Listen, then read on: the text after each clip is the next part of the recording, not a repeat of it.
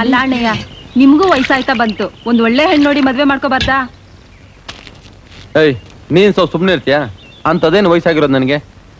ಹೇಳಕ್ಕೂ ಆಗದೆ ಬಿಡಕ್ಕೂ ಆಗದೆ ನಾನಿಲ್ಲಿ ಸಂಕಟ ಪಡ್ತಾ ಇದ್ರೆ ನೀನು ಬೇರೆ ಇಲ್ಲಿ. ಏನು ಏನಾಯ್ತು? ಕನಕನಹಳ್ಳಿಯಿಂದ ಚಂದ್ರಪ್ಪನವ್ರು ಬಂದವ್ರೆ, ನಿಮ್ ಮದುವೆ ವಿಷಯನೇ ಮಾತಾಡ್ತಾವ್ರೆ. ಅವ್ರಿಗೂ ಹುಡ್ಗಿ ಒಪ್ಪಿಗೆ ಆದಂಗೈತೆ, ಮುಂದಿನ ತಿಂಗಳ ಮದುವೆ ಕಣೇಳಿ. ಅಮ್ಮ ಅವ್ರು ನೋಡಿದ್ರೆ ಆಗೋಯ್ತಾ? ಹುಡ್ಗಿನ ಅಣ್ಣಯ್ಯವ್ರು ಒಪ್ಕೊಳ್ಳೋದ್ ಬೇಡ್ವಾ? ಸುಮ್ಕೆ ನಿಂದೊಂದು ನೀವ್ ನೋಡ್ಲಿ ಅಂತಾನೆ ಅವ್ರಿಗೆ ಗೊತ್ತಿಲ್ದಂಗೆ ಹುಡ್ಗಿ ಪಟ ಹೊಡಕ್ ಕಂಡ್ ಬಂದ್ಬಿಟ್ಟೇನೆ.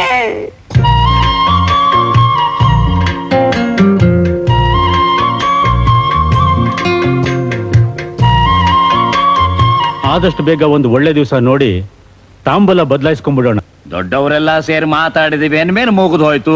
ಅದೆಲ್ಲ ಇನ್ಯಾತಕ್ ಬೇಕು ಬಿಡಿ. ಅದೇನೇ ಇರ್ಲಿ, ಸಂಪ್ರದಾಯ ಅನ್ನೋದೊಂದು ಇದೆಯಲ್ಲ. ನಾನೇನು ಬರ್ತೀನಿ. ನಮಸ್ಕಾರ. ಒಳ್ಳೇದು. ನಮಸ್ಕಾರ.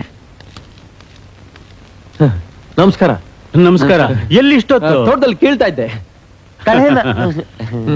ಅಮ್ಮವ್ರ ಹತ್ರ ಎಲ್ಲ ಮಾತಾಡಿದ್ದೀನಿ ನಾನು. ಬರ್ತೀನಿ. ಬನ್ನಿ ಬನ್ನಿ.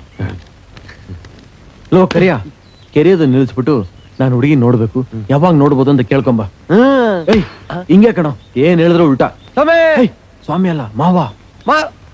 ಅಯ್ಯೋ, ಅದು ನಿಮಗೆ ಸ್ವಾಮಿ ನಿಂತ್ಕೊಳ್ಳಿ. ಬಂದೆ ನಿಂತ್ಕೊಳ್ಳಿ. ಸ್ವಾಮಿ ನಿಂತ್ಕೊಳ್ಳಿ.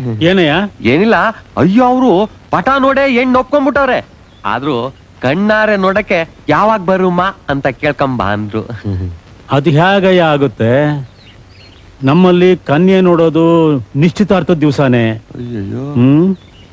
ಒಂದ್ ಕೆಲಸ ಮಾಡೋದಕ್ಕೆ ಹೇಳು. ನಾಳೆ ನಮ್ಮೂರ್ ಜಾತ್ರೆ. ಪಟ್ಟಣದಿಂದ ನನ್ನ ಮಗಳು ಜಾತ್ರೆ ನೋಡಕ್ ಬರ್ತಾಳೆ. ಅಲ್ಲೇ ಬಂದು ನೋಡೋದಕ್ಕೆ ಹೇಳು.